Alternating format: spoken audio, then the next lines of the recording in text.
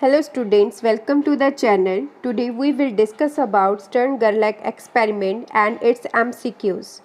Let's start with the experimental arrangement. A oven having silver atoms, a slit, two poles north and south pole having different shape and size to generate strong magnetic field which is non-uniform in a nature.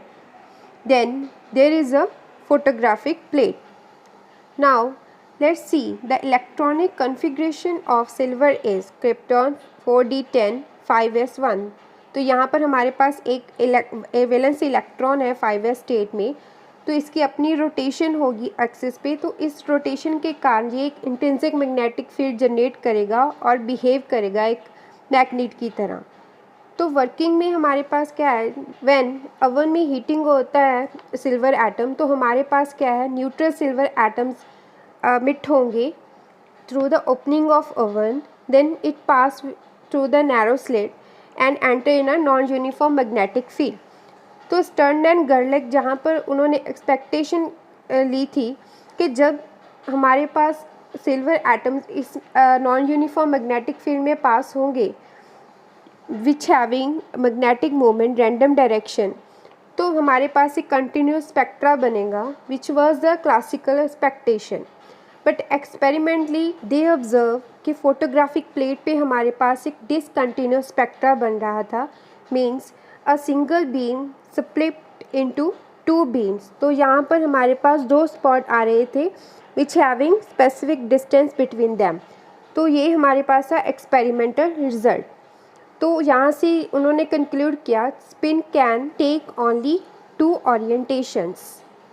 तो after this experiment Stern and गर्लक drew the following conclusion: every charged and spinning electron generates intrinsic angular momentum which is known as spin angular momentum, and the quantum number which measures the spin angular momentum known as spin quantum number, which is represented by ms or s. It has two values, one is plus half, second is minus half. Plus half refers clockwise direction, minus half refers anti-clockwise। तो यहाँ पर spin angular momentum of electron हमारे पास क्या है, S is equals to square root S plus one H by two pi.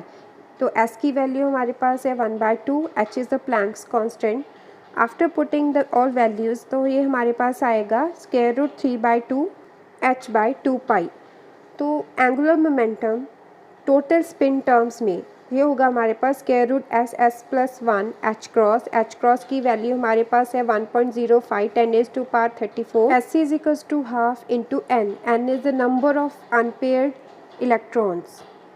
Let's start the MCQs. In Stern-Gerlach experiment, the magnetic field is uniform, non-uniform, radial, none of these. The answer is non-uniform.